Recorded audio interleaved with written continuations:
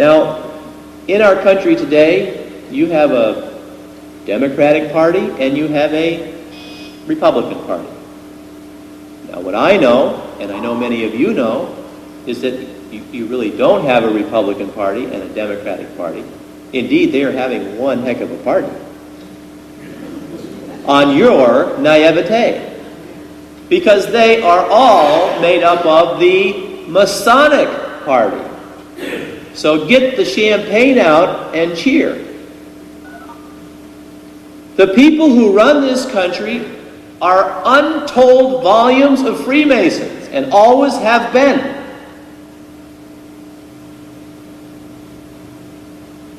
The proof will be seen shortly. Any betters? Anybody want to put a couple thousand right here to bet me that that's not true? I guess I'll remain broke. In 1864, Pius IX. Nor are things any better or circumstances calmer in America, where some regions are so hostile to Catholics that their government seem to deny by their actions the Catholic faith they claim to profess. In fact, there, for the last few years, a ferocious war on the Church, its institutions, and the rights of the Apostolic See has been raging.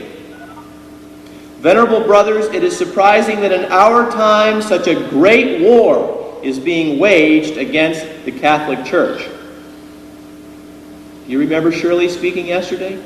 Talking about we're in the middle of a war? Middle of a war? Middle of a war? The war is almost over, finished, finito, adieu, and hardly anyone has even awoken to the fact that there is a war going on, and even who the war is against. I always thought the war was against communism.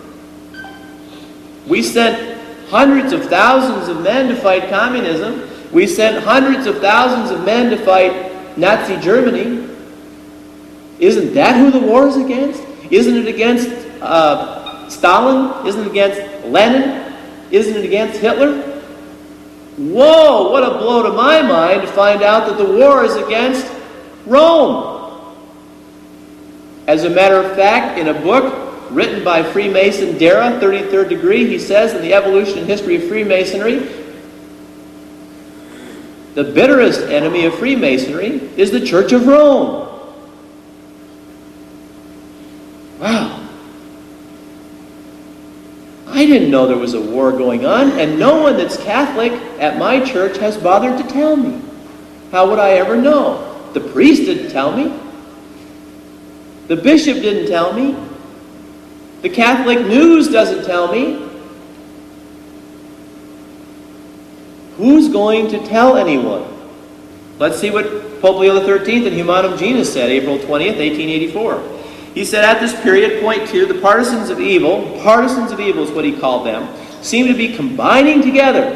Who might that be? And to be struggling with united vehemence, led on or assisted by that strongly organized and widespread association called the Freemasons.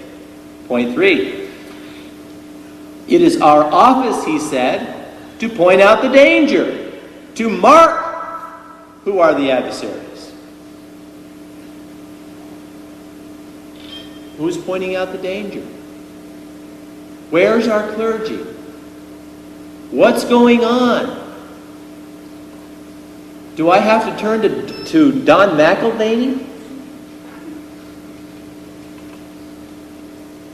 Point 4, he mentions capital enemy and dark conspiracy. He's the third one in a row to mention that there's a conspiracy.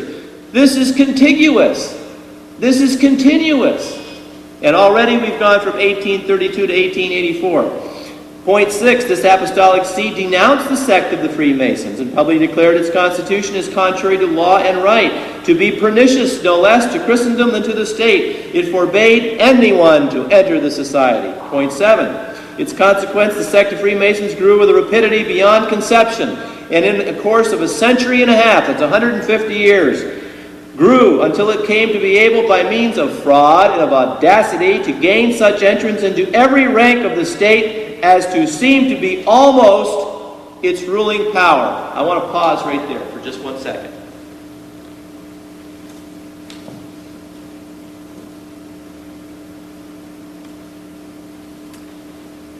For some time, I have been entering on a spreadsheet.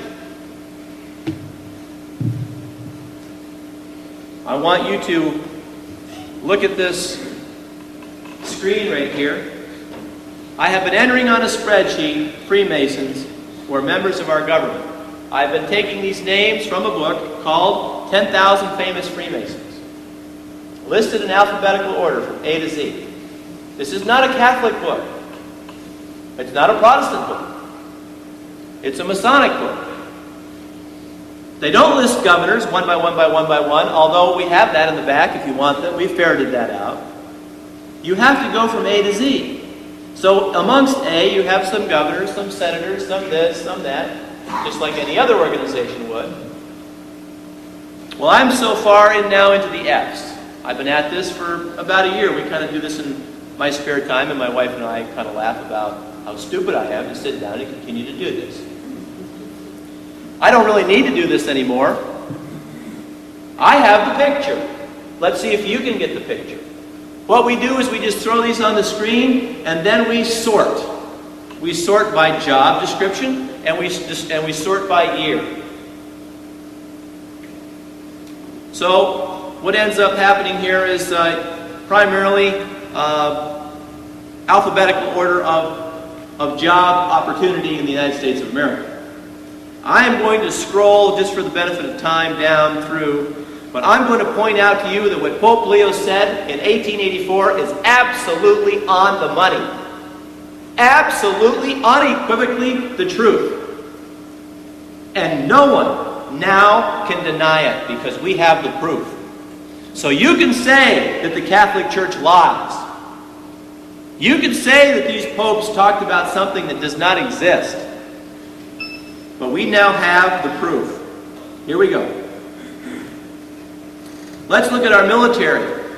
Rear admirals. Now, we could just page over here. I have whether they're a 33rd degree Mason or a Royal Arch Mason or Scottish Rite Mason or just a Mason. I have their names. I have the years. But you can see as I scroll up and down, we have any number of rear admirals.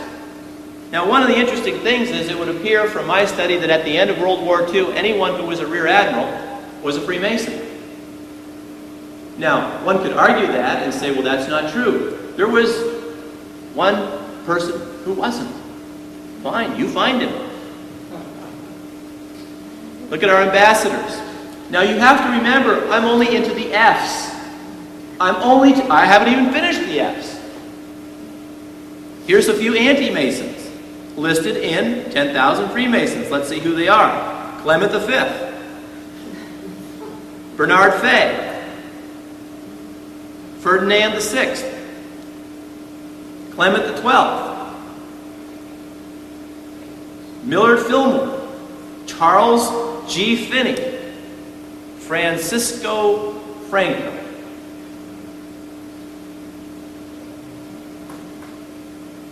Archbishop of Canterbury is a Freemason, or at least was at that time. I'm sure he still is. Many architects. Argentine president. There you go, sister. Assistant to this, assistant to that. In this case, assistant director to the OSS. What is the OSS? It's the CIA, folks. Assistant to the Secretary of the Treasury, and so on and so forth. Here's Attorney Generals of the United States and of many different states. Various bishops. Episcopal bishops especially. Oh boy, those Episcopal bishops love Freemasonry. I don't think you can be a bishop in the Episcopal Church unless you're a Freemason. Here's a number of Methodists, Protestant Episcopal. It's just one after another. The Boy Scouts were founded by Freemasons. Do you recall that there was a time when the Catholic Church said some negative things about the Boy Scouts? Why was that? Why would that be? I understand now, I didn't understand then. So what's the matter with the Boy Scouts? You get to go out with your dad and you cook spiritual things. And any organization like the Boy Scouts or the YMCA or whatever you call it takes away, or it can take away from the things of God. Eternal life, the things of the Spirit. Of course, look around you. Look at our brigadier generals. Now, these are brigadier generals that I neglected to put general first and brigadier after. So I still have to get my act together in terms of organization for sorting and collating. But just take a look. The armies are all Freemasons. Let's just flip over here. Mason, Mason, 32nd degree Mason, Shriner, Sojourner. I mean, they tell you what they are. Here's a British general. Sorry?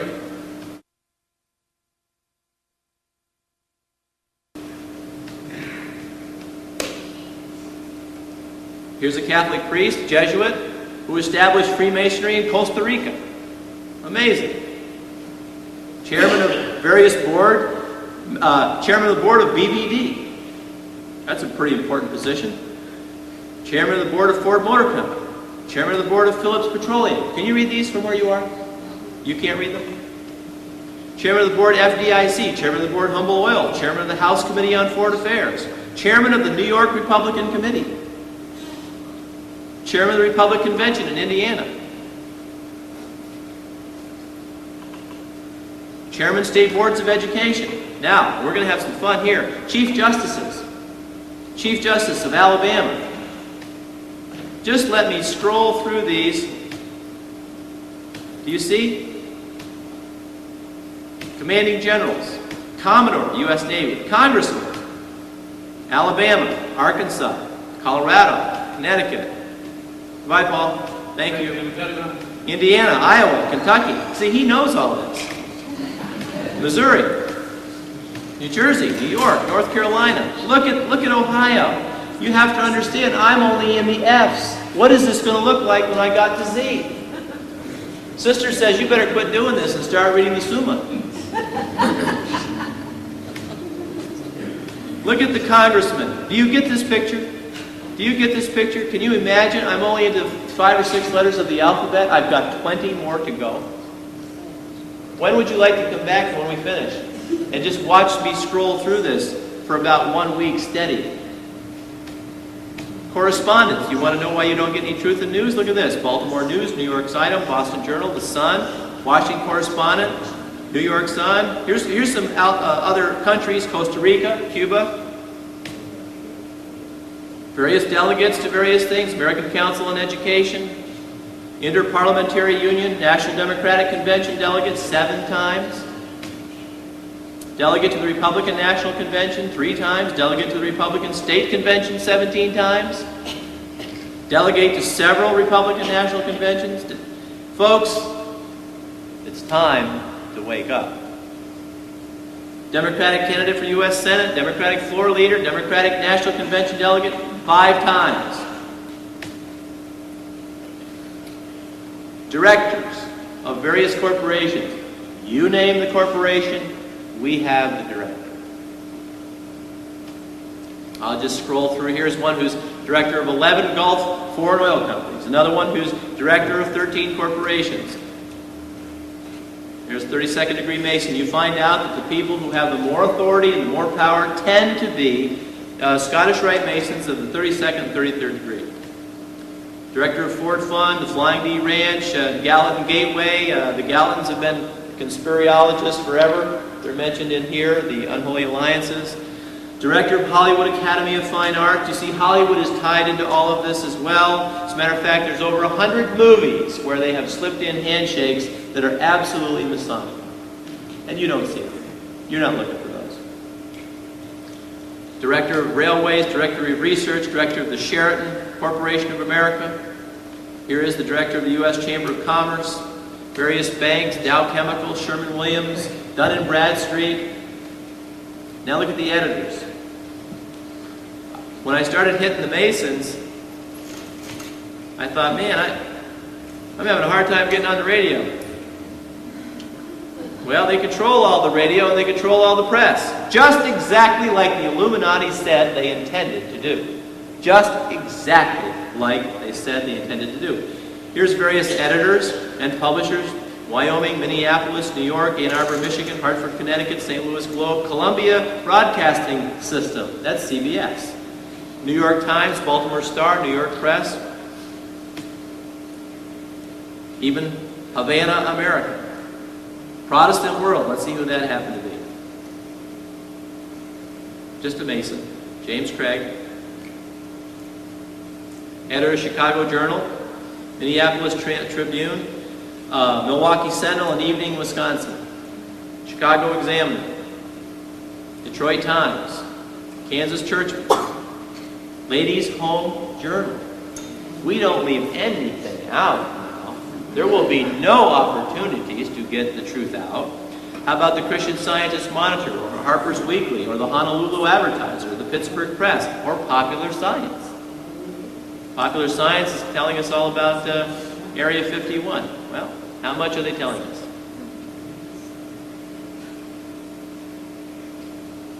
Now, this is cute. FBI agent, FBI Assistant Director, Hugh Clegg. That was some time ago, that was 1832. Here's the President of the Federal Council of Churches, which I indicated before is a communist front. That's all discussed in Unholy Alliances. Federal judges. You wonder why there is no justice? Father Richter used to call the justice system in America the injustice system. Well, why? They're all Freemasons. Founders of various organizations, Bell Aircraft, founder of the Boy Scouts, founder of St. Paul Daily News, founder of the Mother Supreme Council of the Scottish Rite. Here's the generals that I got organized properly. Again, watch this.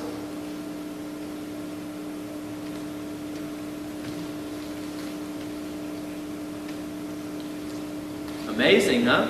General Secretary of the YMCA, General Secretary of World Convention of Churches, the World Convention of Churches, World Council of Churches, various governors. Well, we give away free in the back a listing of all the governors in the United States of America, all of those that are listed in 10,000 Freemasons. It would appear that unless you're a Mason, you don't get to be governor. I think Shirley Carell said yesterday that situation is basically you get to vote and we get to put a Freemason in. Various governors, Alabama, Arkansas, Connecticut. I just flip through these because they're all on paper in the back and you can get the whole schmeal. That one's already done, all the way to 1955 or 1964, something like that. Takes me time to just go through this. Various Grand Masters of interest. Now this is kind of interesting. Holy Roman Emperor refused to promulgate Pope Clement's bull against Freemasonry in Austria. You say, well, how did this happen? Well, you have various individuals who would not promulgate these bulls against Freemasonry. They became Freemasons themselves. And as a result of that, they legitimized and gave license to Freemasonry, and in they walk in the door. Next thing you know, they take over the entire country. Now, for the benefit of Michael, even in India, where I was told there's no Freemasonry, this individual's father founded the Sikh kingdom. How are you going to have a one-world brotherhood? You're going to have a one-world brotherhood full of Freemasons. You want to get on that van? You want to be on that bus? That's the bus of the devil. Now, also very interesting, Inquisition victims as listed in 10,000 Famous Freemasons. Here's an individual named John Custos. He founded a lodge in Lisbon, Portugal. He was a victim of the Inquisition. Is that good or is that bad?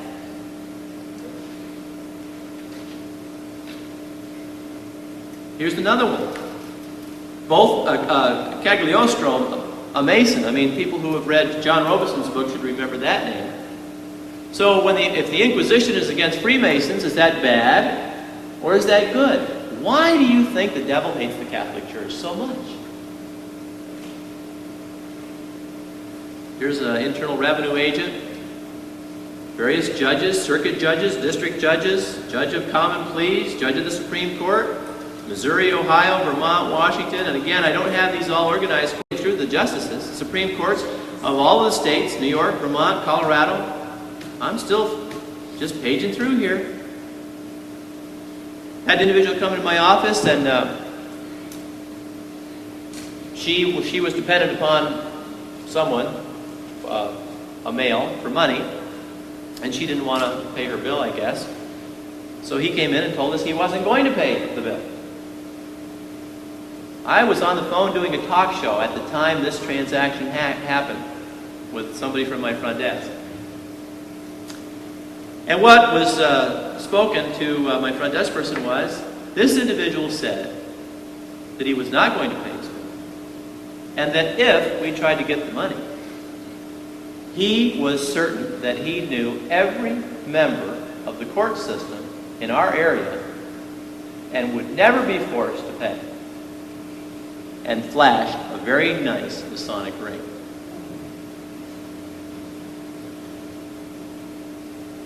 I wish I would have been there.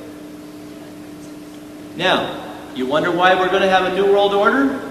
We have the King of Denmark and Norway. Now, look at this. This is lockstep. 1766 to 1808, then 1839 to 1848, 1863 to 1906, 1912 to 1947. The Kings of England, Masons, Kings of Scotland, Sweden. Here we are, Sweden and Norway again.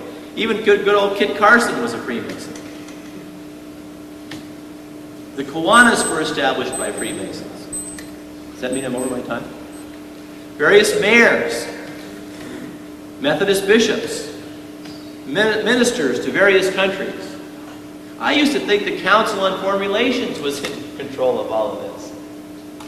The Council on Foreign Relations is about 3,000 individuals. This organization makes up millions of individuals. How are you going to fight this?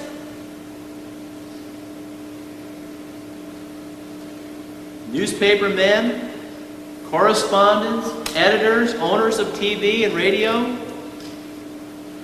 people who love sports. You cannot imagine. I find the owners of various teams, the heads of the leagues, the heads of the Olympic Committee, all Freemasons, I guarantee you. Postmaster General, presidents and vice presidents of every organization that you can name. Here's the vice president of the American Baptist Convention. Let's just see when that was.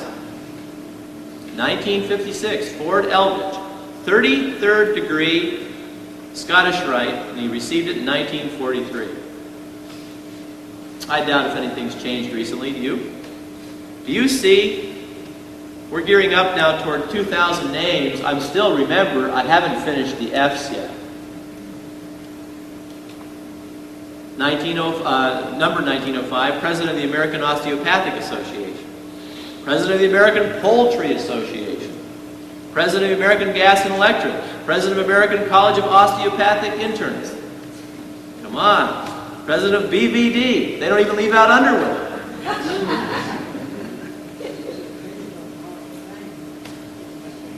I'm looking for another one here. Now, the presidents of all of our colleges and universities are Freemasons.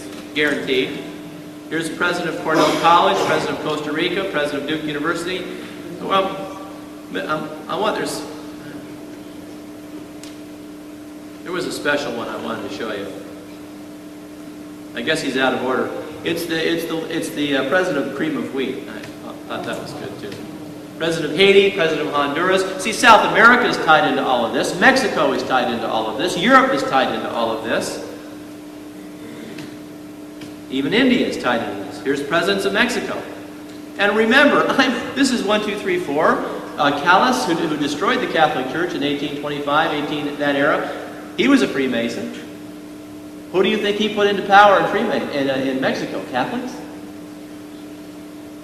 What I'm trying to show you is that what Leo XIII said, that they have infiltrated the state, is the truth. Maybe how little did he know? Maybe he didn't know this. I doubt if he knew this. But he certainly saw what happened in Europe. Look at the presidents. University of Alabama, University of Maine, University of Maryland, University of New Hampshire, University of New Mexico, University of North Carolina, University of Oklahoma. Hello? But let me tell you something. There's no conspiracy in this country. University of Alaska, University of Alabama, University of Idaho, University of Kentucky, University of Miami. I don't need to keep going like this. There is a thought process that has evolved in this country. We all think a certain way. Do you know I'm only 10% through what I wanted to show you today? And my time is ticking? But it's important that you see this. Publishers. Now, Republican Chairman of State Central Committee, Republican Delegate to the National Convention, Republican Leader of the Senate, Republican National Convention, Republican National Convention Delegate 8 times, Republican Party Founder. Did you get this? 1855, Anson Burlingame.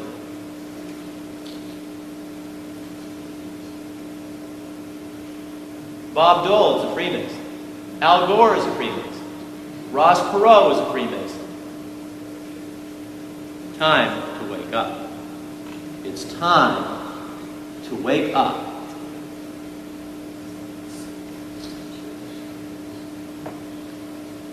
Ringling Brothers Circus Treasurer. You find out some amazingly important things.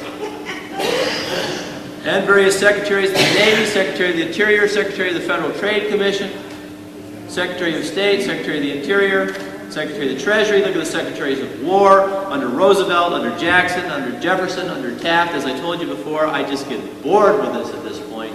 If anybody would like to offer their time to do any more of this, I can be phoned. I'll put you to work. Various senators. Let me just scroll through. Kentucky, Massachusetts, Michigan, Mississippi, Pennsylvania, Tennessee. You see, somebody knows this besides us. Somebody knows this. You know, there may be a Freemason in this room or an ex-Freemason in this room. I doubt if he knows this. They didn't share this with him when he came into the lodge.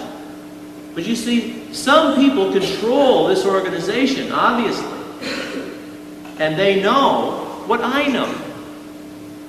The person who wrote 10,000 Famous Freemasons knows it. Signer of the Declaration of Independence. Signer of the United Nations Charter. Here's the Secretary of the Southern Baptist Convention. Here's Spain. Speaker of the House. Speaker of the House of Representatives.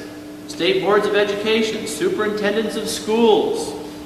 Superintendent of Yellowstone National Park, which we just gave to the United Nations. So various Supreme Councils in Madrid. Now the Supreme Councils are the most evil, despicable, and wicked resources for revolution. And it's out of them that revolution comes. Belgium, Spain, Italy, France, Port-au-Prince, Haiti, Charleston, South Carolina. There's a couple Catholics. They say in this book that there were these 2 Catholics. Somebody who wants to do some research might have some fun. Let me go back to that. Count Alexandre Francois Auguste de Grasse Tilly. That name has shown up before. It's in Unholy Alliances. An aristocrat from Europe, by the way. And the other founders, just by the way, which are also listed in 10,000 Freemasons, just happen to be Jewish. I found that very interesting. Various U.S. ministers to various countries, vice presidents of various organizations. Obviously, we could go on and on and on, but I won't bore you with any more of that. Malachi Martin, who I don't trust one iota, said, "The New World Order is very inimical to traditional religion. It's very inimical to Christianity and especially inimical to Roman Catholicism." And I'm going to tell you right now, most especially to traditional Catholicism. Why? Because traditional Catholicism carries within it the heartbeat of the Sacred Heart. The heartbeat that goes on during the sacrifice of the Mass, the representation and renewal of Calvary, which is Christ's offering to God the Father of his already shed blood for our sins. There have been 2. There was a continual sacrifice as described in Numbers. Perpetual holocaust, God said, to Israel. Perpetual holocaust, the sacrifice of Israel, described, annotated to the detail by God. Well, now wait just a minute here. Are you calling God a liar? The temple was destroyed in 70 A.D. Perpetual means eternal. The Jewish sacrifice has ended, and it has been ended for nearly 2,000 years. So now when we refer to Daniel, what sacrifice is it that he sees ending? And I can tell you from the words of the early church fathers, it's the sacrifice of the Mass that's ending. Kept in traditional Catholicism. Now you know why they're out to destroy you. Now you know why maintaining the saints, maintaining the faith delivered to the saints is so incredibly important. Because it's that sacrifice of the Mass that separates man from total and complete destruction.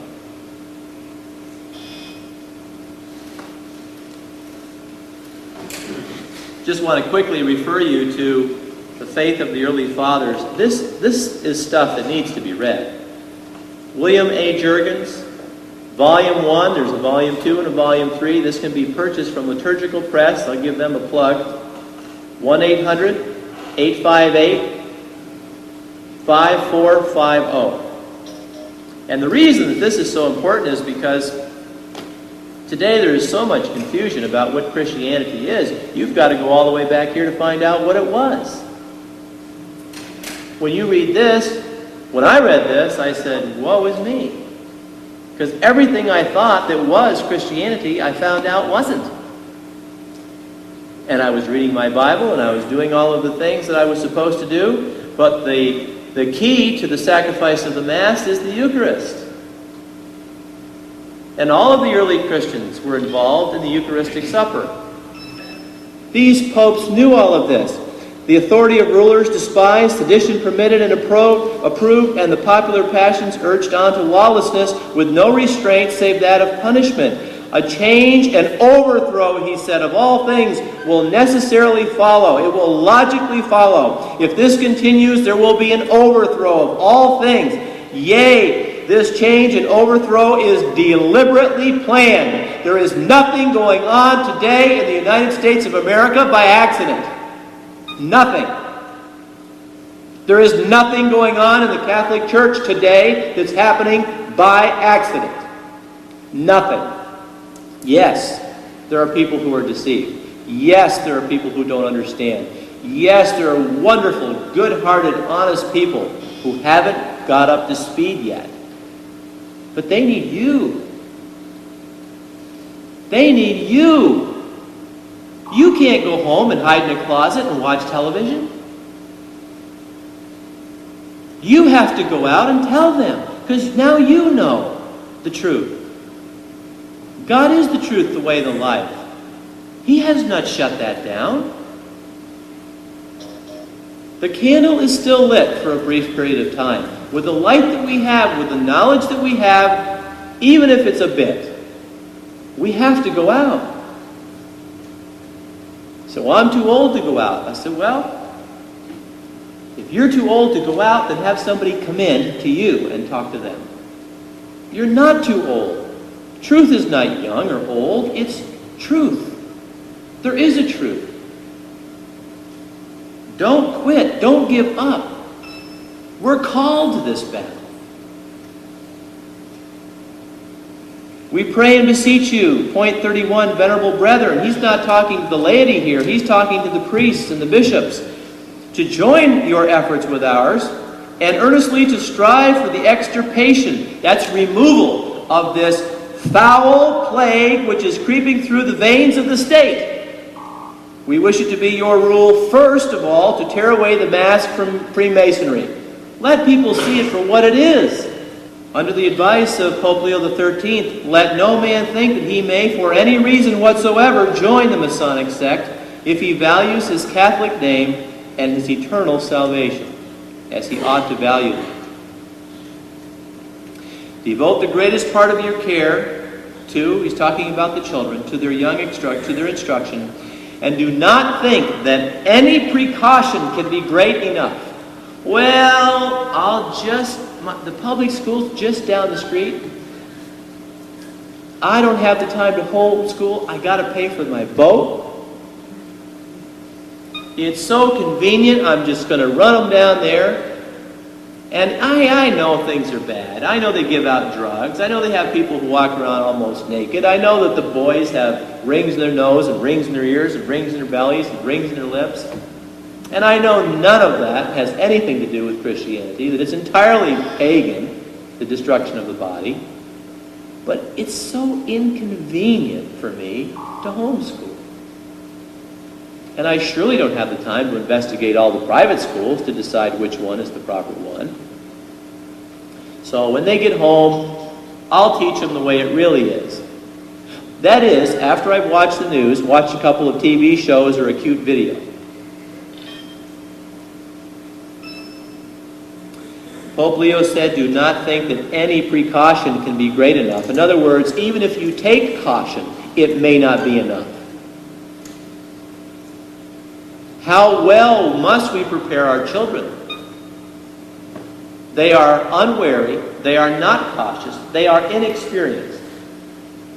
Don't we love our kids enough to give them eternal salvation? Don't we love them enough to encourage them and bring them up in the faith? Let parents, religious instructors, and priests use every opportunity in their Christian teaching of warning their children and pupils of the infamous nature of these societies. Skip that. I want to go to the next one. Now, that was in 1884. Funny enough, should arrive at my house a reply by letter to Humanum Genus, which, of course, was Pope Leo XIII, by Albert Pike, who is also a pope. He's a pope, too. He just happens to be the pope of the other hierarchical church, the Freemasonic Church, which is a hierarchy like the Catholic Church. The devil copies everything, you know. He's not very creative. Albert Pike, in his letter to the Pontiff, Pope Leo XIII, speaking as a representative for the Scottish Rite of Freemasonry, said, quote, Rome does claim the right to prohibit precisely now, as she always did. She is never tolerant except upon compulsion.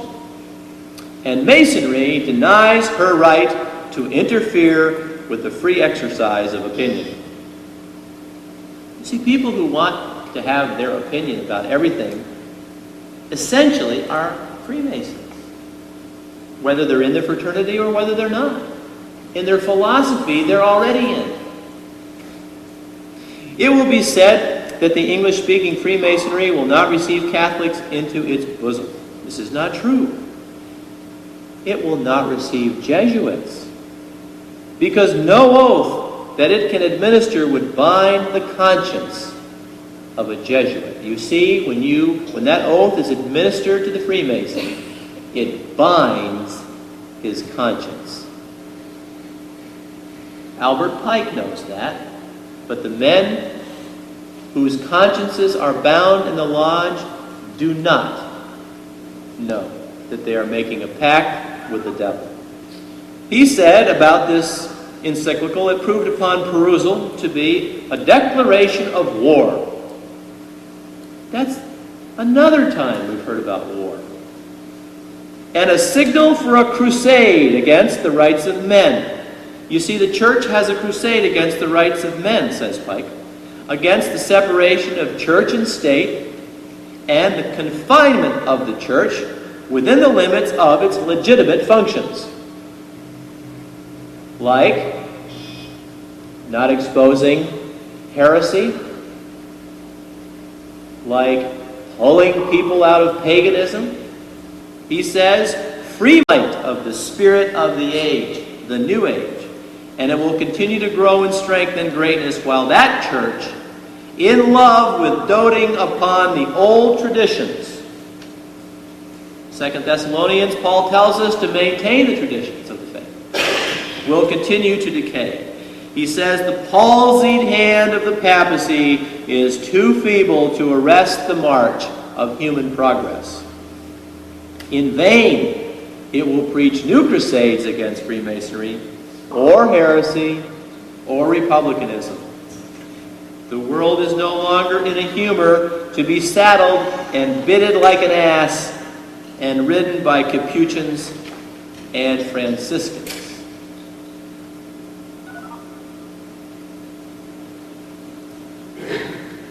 I have a 2-volume set at home named Thurlow Weed.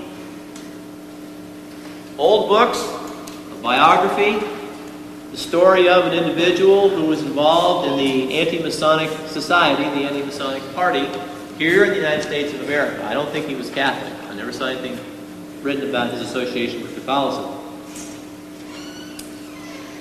But he and others in the United States of America saw what I showed you here earlier, and tried to do something about it by forming the anti-Masonic party.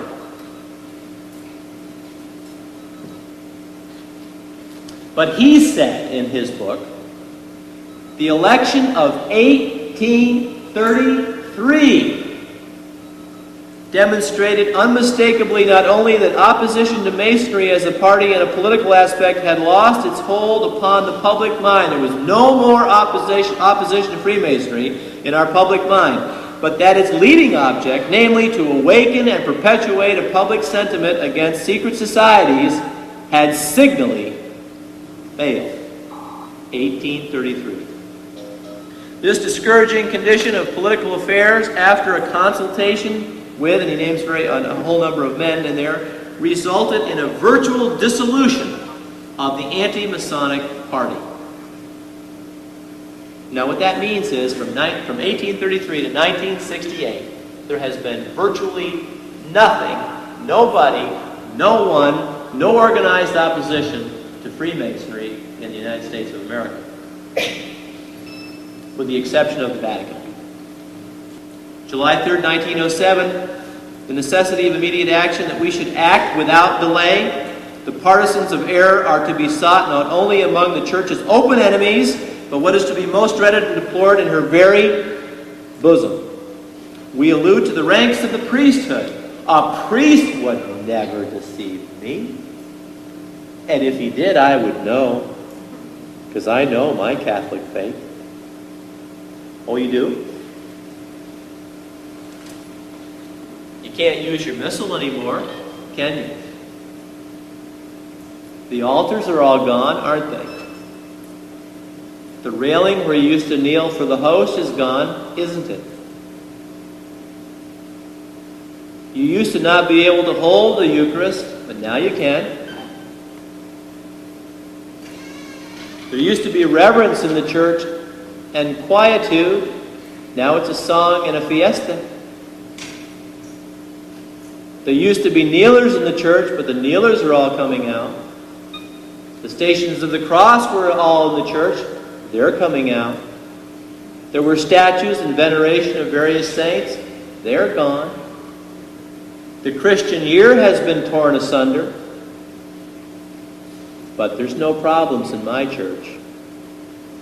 It's still Catholic. Well, I'll tell you what it is. It's Catholic. Yes, indeed, it's Catholic in name only. In name only.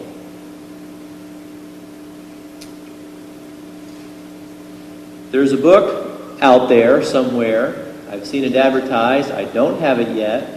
Called The Science of the Sacraments. It's written by a 33rd degree Freemason named Lefebvre.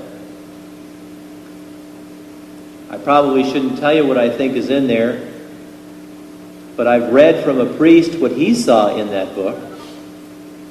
And what he saw in there was the epitome and prognostication of the Novus Ordo Mass.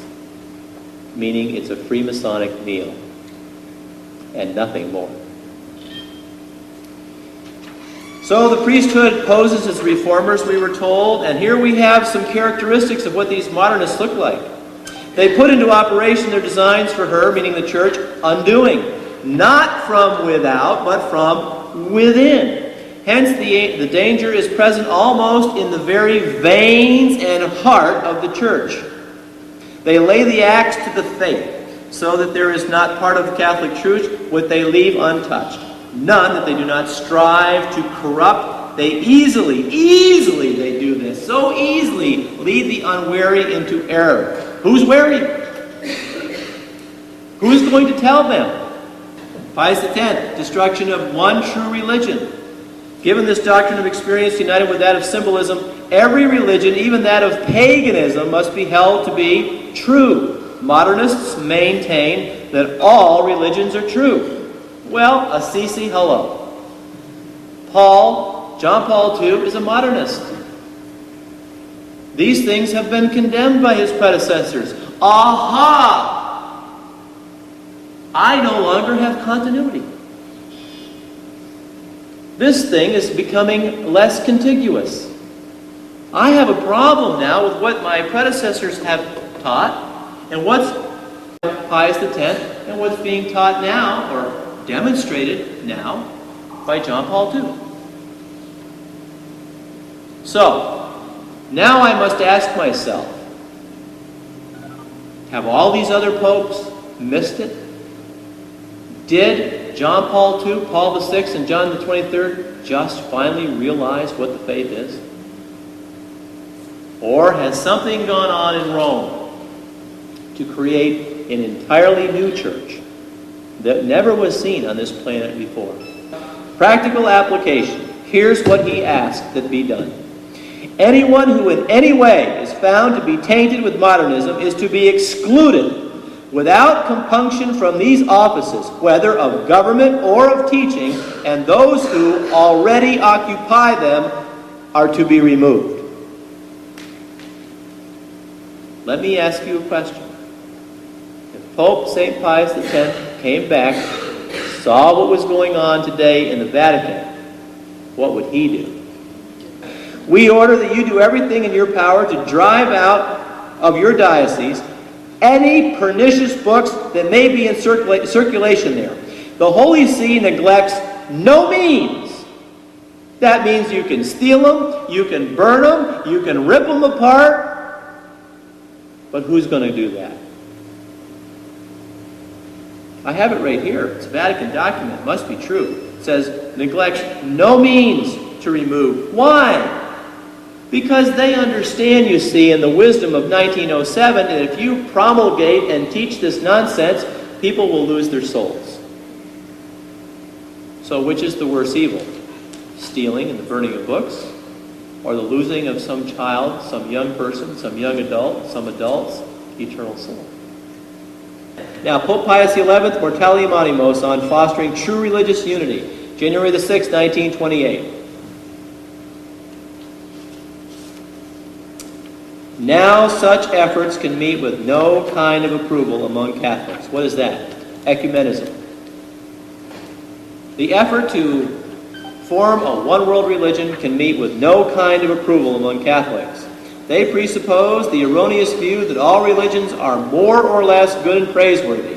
Those who hold such a view are not only in error, they distort the true idea of religion and thus reject it. In distorting it, you reject it, falling gradually into naturalism and atheism. To favor this opinion, therefore, to encourage such undertakings is tantamount to abandoning. Let me read that again. To favor this opinion of modernists to form a one-world religion, to promote it, to exemplify it, and to encourage such undertakings is tantamount, meaning the same as, abandoning the religion revealed by God.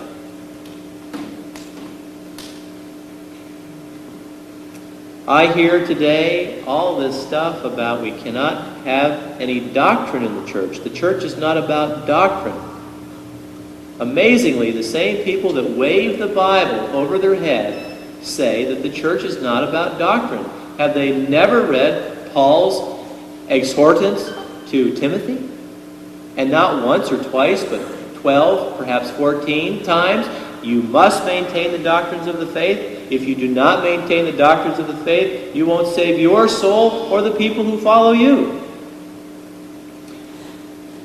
St. John himself, apostle of love, forbade any intercourse with those who professed a mutilated and corrupt form of Christ's teaching.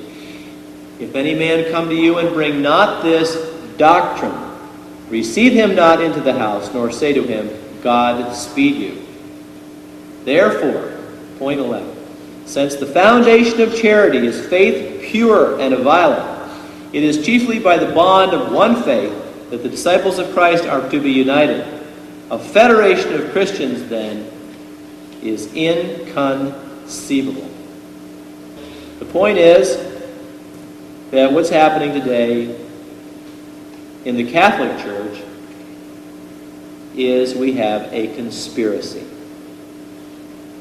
Does every priest know? No. Does every bishop know? I think probably yes, but there may be one or two who do not. Is the Novus Ordo Mass legitimate? Not if you desire to remain Catholic.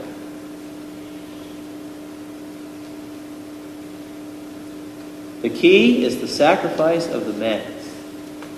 The sacrificial priesthood sacrifices in the Mass. This is what they're trying to take away from Catholics. This is what must be fought for. All of the truth regarding the doctrine of the faith, refuting principles and lies of pernicious partisans of error. And it's you who must go and do it. It's you. Because the clergy won't, or they can't. So it's left to you to do it, to save your children, perhaps your children's children, your brother, your sister. The evidence is available. You can acquire that evidence. It's sometimes hard to find.